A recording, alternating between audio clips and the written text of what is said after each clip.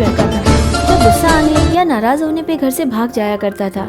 पढ़ाई में भी सबसे कम नंबर लाने वाले स्टूडेंट्स में सबसे पीछे रहा करता था। इस बार पिताजी ने बाइक की चाबी छीन ली थी देर रात तक घूमने की वजह से, तो वो फिर भाग गया था। ना उसके पास पैसे थे, ना ही रात गुजारने की कोई जगह।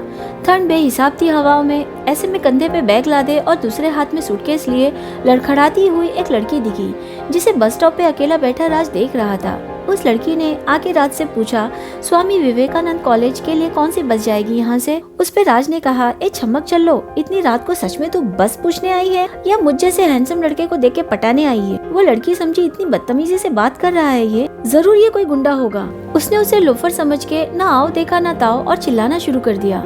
उसकी आवाज सुन के वहाँ राउंड लगाता हवलदार आ गया। उस लड़की ने कहा, ये लड़का मुझे छेड़ रहा था। तो राज बोला, सर ये झूठ बोल रही है, उल्टा ये लड़की छेड़ने आई थी मुझे। हवलदार ने कहा, जास्त बोलू न कोस, अभी अंदर कर दूंगा तेरे को। फिर लड़की को कॉलेज का रास्ता बता के राज को भी वार्निंग दे के छोड़ दिया उसने। एक हफ्ते बाद राज अपने कॉलेज के बाहर बाइक पार्क कर रहा था। तब पीछे से एक लड़की ने कहा, रुको, मैं पिछले एक हफ्ते से यहाँ अपनी स्कूटी पार्क कर रही हूँ, ये मेरी जगह है, हटाओ अपनी बाइक। राज पलटा तो देखा ये वही लड़की थी। लड़की ने कहा, तुम यहाँ क्या कर रहे हो? मैंने तो सुना था यहाँ अच्छे स्टूडेंट्स पढ़ते हैं, तुम जैसे लोफर को किसने एडमिशन दे दिया? राज बहुत बुरी तरीके से चिढ़ गया था। बोला, ए फुलझड़ी, लेके जा तेरी खटारा यहाँ से, मेरी बाइक यहीं खड़ी रहेगी और यहाँ किसी की जगह बुक भी नहीं है। जो जगह जिसे पहले मिलेगी वो उसकी है, समझी? कुछ देर बाद दोनों ने एक दूसरे को एक ही क्लास में पाया। अगले लेक्चर में टीचर के बदले सीनियर स्टूडेंट्स आ गए रैगिंग करने के लिए। अंकित और उसके साथी थे वो। उन्होंने उस लड़की को खड़े होके अपना नाम और परिचय देने के लिए कहा। तो लड़की ने बताया कि उसका नाम प्रीत है और वो यहाँ हॉस्टल में रहती है और जौनपुर से आई है। फिर उन लड़कों ने उसे गाना गाने के लिए कहा। राज उसका गाना सुन के बहुत हंस रहा था, उसकी मजाक भी उड़ा रहा था वाह वाह बोल के। लेकिन उन लड़कों ने अपनी हद पार करना शुरू कर दी, नाचने लगे उसके गाने पे। फिर प्रीत का दुपट्टा अपने हाथों में भी लेने लगे। प्रीत एकदम चुप हो गई और रोने लगी। इस पे राज ने कहा, बहुत हो रहा है अब भाई लोग, रैगिंग अलाउड है, मिसबिहेविंग नहीं, छोड़ उसका दुपट्टा। तो वो लड़कों ने कहा कि बेटा तेरे बाप हैं हम, भाई क्यों बोल रहा है? यहाँ रूल हम बनाते हैं, क्या कर सकता है कर, दुपट्टा मेरे हाथ से छुड़ा के दिखा, मैं यहीं खड़ा हूँ। राज उसके हाथ से दुपट्टा लेने गया तो उस लड़के ने एक पंच राज के चेहरे पे मार दिया, जिससे राज गिर गया जमीन पे। होठ के पास से खून भी आ गया। राज फिर उठा तो अंकित के दूसरे दोस्तों ने उसे धक्का मार के गिरा दिया फिर से और मजाक उड़ाते हुए हंसने लगे। फिर पूरी क्लास में खामोशी फैली हुई थी, किसी को बाहर जाने नहीं दे रहे थे। अंकित और उसके दोस्तों ने फिर से कहा प्रीत से गाना गाने के लिए, लेकिन वो बुरी तरह डरी हुई थी। अंकित और मजाक मस्ती करने लगा, प्रीत के आंसू भी पोंछने लगा तो राज ने मारना शुरू कर दिया। फिर अंकित और उसके दोस्त भी लड़ने लगे। दोनों एक दूसरे को काफी बुरी तरीके से मार रहे थे और कॉलेज में शोर भी काफी हो रहा था। शोर की आवाज सुन के प्रिंसिपल और दूसरे टीचर्स भी आ गए। उन्होंने आते ही राज को मारता देखा तो उसे गलत समझ के उसे लिविंग सर्टिफिकेट देने की बात की। तो इतने में प्रीत बोली, सर लेकिन अंकित और उसके दोस्त मेरे साथ रैगिंग करके बदतमीजी कर रहे थे। फिर पूरी क्लास ने प्रीत का साथ दिया तो अंकित और उसके दोस्तों को 1 महीने के लिए कॉलेज से सस्पेंड कर दिया गया और राज को वार्निंग देके छोड़ दिया गया। प्रीत ने हेल्प करने के लिए थैंक यू कहा राज को। तो राज बोला, ए फुलझड़ी, तेरा नाम फुलझड़ी रखना चाहिए था, बिल्ली बन के खड़ी थी, चल जा अभी, थैंक यू बोलने की जरूरत नहीं। कुछ अलग था सबसे राज, उसकी मस्ती भी अलग थी। सारा टाइम कॉलेज की कैंटीन में बैठ के आवाज़गी किया करता था। खूबसूरत लड़की को अपनी फ्रेंड फिर गर्लफ्रेंड बना लिया करता था। कॉलेज के पहले साल में ही उसके काफी अच्छे दोस्त बन गए थे। एक छोटा सा ग्रुप भी था उसका, जिसमें 2 लड़के और एक लड़की थी, बंटी, विक्की और सोनिया। एक दिन प्रीत की स्कूटी पे एक लड़की आई जो उसके साथ कॉलेज के बाहर खड़े होकर काफी देर तक बातें करती रही और कॉलेज के आने जाने वाले स्टूडेंट्स पलट पलट के उसे देखते रहे। उसका नाम जानवी था और वो प्रीत से एकदम अलग थी। वेस्टर्न कपड़े पहनने वाली और स्टाइल वाली मॉडर्न लड़की थी जो दूसरे कॉलेज में पढ़ती थी और हॉस्टल में उसके साथ कमरे में रहती थी। पहली नजर में ही राज जानवी का दीवाना हो गया था। अब उसे कैसे भी जानवी से दोस्ती करनी थी, लेकिन वो उस दिन के बाद कॉलेज ही नहीं आई कभी। राज 1 नंबर का पढ़ाई चोर था और अपने प्रोजेक्ट्स भी दूसरे दोस्तों से बनवाया करता था। उसने देखा कि प्रीत बहुत पढ़ाकू है। उसने अपने मतलब के लिए प्रीत से दोस्ती करने का सोचा, लेकिन वो उसे बिल्कुल पसंद नहीं करता था क्योंकि प्रीत सीधी सादी लड़की थी और राज को उसकी दोस्त जानवी जैसी लड़की पसंद थी। स्टाइलिश गर्लफ्रेंड के साथ घूमने में वो अपनी शान समझा करता था। दोस्ती के बाद प्रीत भी राज के ग्रुप में शामिल हो गई थी। अब ऐसा हो गया था कि राज अपने ग्रुप में प्रीत को नहीं देखता था तो उसे अच्छा नहीं लगता था। पढ़ाई में भी प्रीत राज की बहुत मदद करने लगी थी। दोनों एक दूसरे से लड़ते भी बहुत थे। फिर अगले साल जानवी ने भी प्रीत के कॉलेज में एडमिशन ले लिया था और राज के बहुत करीब आ गई थी।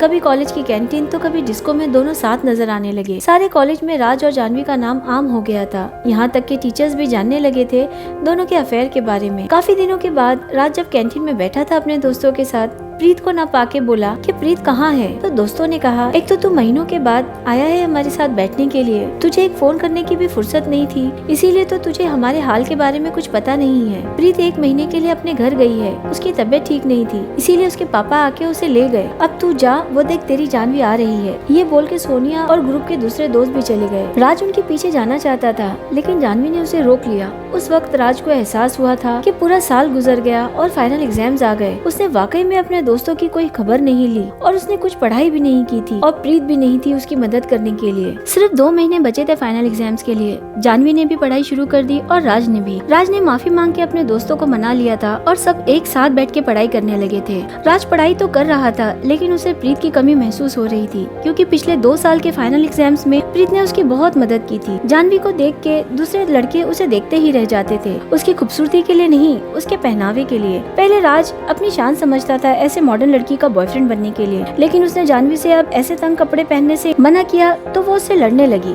दोनों एक दूसरे से नाराज हो गए थे, लेकिन इस झगड़े के कुछ दिनों बाद ही राज और जानवी में सुलह हो गई और एग्जाम्स के 10 दिन पहले प्रीत भी आ गई। लेकिन ज्यादातर वो लाइब्रेरी में पढ़ाई किया करती थी और राज से मुलाकात नहीं हो पाती थी, इसीलिए राज खुद उसके पास गया मिलने के लिए। और पहली बार उसे प्रीत खूबसूरत नजर आ रही थी। जिन कपड़ों में वो उसे भैयानी बोल के चिढ़ाया करता था, प्रीत आज उसे वही कपड़ों में पसंद आ रही थी। वो सोचने लगा कितनी खूबसूरत है प्रीत, फिर भी इसमें दिखावा नहीं है। सबने एक दूसरे की मदद की और अपने एग्जाम्स अच्छे से पूरे किए। फिर आखिरी दिन आया एग्जाम का और कॉलेज में एग्जाम के बाद एक फेयरवेल पार्टी रखी गई। सब बहुत खुश भी थे और दुखी भी थे। उस दिन पहली बार प्रीत वेस्टर्न कपड़ों में आई थी और बहुत ही खूबसूरत लग रही थी, लेकिन वो राज से ज्यादा बात नहीं कर रही थी और खामोश भी थी। वो राज के फुलझड़ी बोलने पे भी नहीं बिगड़ी। राज ने सोनिया से कहा कि 3 साल में पहली बार वो प्रीत को किसी लड़के के साथ इतना घुल मिल के हंसते बोलते देख रही है। तो बंटी ने कहा, बेटा तुझे नहीं पता क्या, अर्थ ने फ्रेंडशिप डे पे प्रीत को प्रपोज किया था, लेकिन उसने सिर्फ फ्रेंडशिप एक्सेप्ट की थी। दोनों अच्छे दोस्त हैं। अर्थ तो क्लास का टॉपर भी है प्रीत की तरह। दोनों की जोड़ी भी अच्छी है।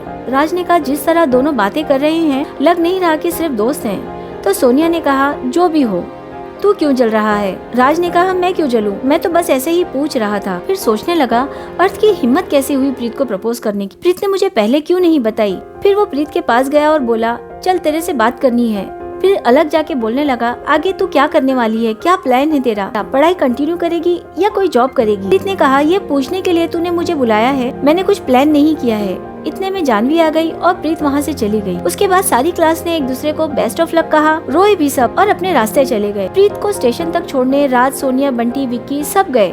प्रीत की आंखों से आंसू बरस रहे थे। राज उसे बार बार बोल रहा था कि अपना एड्रेस हम लोगों को सेंड कर, हम जरूर मिलने आएंगे तुझसे, लेकिन वो सबको आखिरी बाय बोलने में दुखी थी और ट्रेन शुरू हो गई और उसके जल्दी में जो उसके हाथ फोन था उसके हाथ से वो गिर गया। जब ट्रेन चली गई तो राज ने देखा फोन चकनाचूर हो गया था। वो वहीं स्टेशन पे अफसोस करते बैठ गया कि अब मुलाकात कैसे हो पाएगी, फोन पे बात भी नहीं हो सकती। फिर सोनिया ने कहा, उसे तो अपना नंबर याद भी नहीं होगा, फोन के साथ वो भी खत्म हो गया।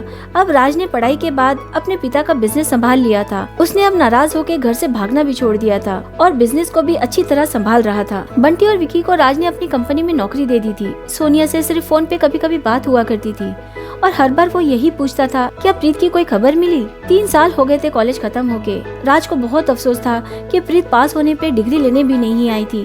उसके पापा आके डिग्री ले गए थे। फिर उसने फैसला किया था वो जौनपुर जाएगा बंटी और विकी के साथ, और वो जानता था जौनपुर छोटा नहीं है, फिर भी वो पूरा जौनपुर ढूंढने को तैयार था। बंटी ने कहा, ये बेवकूफी है, कोई फायदा नहीं वहाँ जाके। तो राज बोला, भूल गए, जब भी मुझसे लड़ती थी तो यही बोलती थी कि तमाचा मारूंगी तो वहाँ गिर जाएगा जाके, ऐसी वैसी नहीं समझना मुझे, असली घी खा के बड़ी हुई हूँ, हमारी खुद की दुकान है, समझा लोफर। जौनपुर जाके राज और उसके दोस्तों ने हर घी की दुकान में पता किया, लेकिन प्रीत का पता नहीं चला। मायूस होकर राज बंटी और विकी के साथ एयरपोर्ट के बाहर बैठा फ्लाइट का इंतजार कर रहा था। वहाँ उसे सोनिया दिखी तो बंटी ने आवाज लगाई। बंटी और विकी दोनों सोनिया से बात कर रहे थे, लेकिन राज हाय बोल के चुप बैठा आसमान की तरफ देख रहा था। फिर सोनिया ने बताया कि आज प्रीत की शादी थी, वो उसकी शादी में ही आई थी। राज ने कहा, लेकिन प्रीत का नंबर कहाँ से मिला तुझे?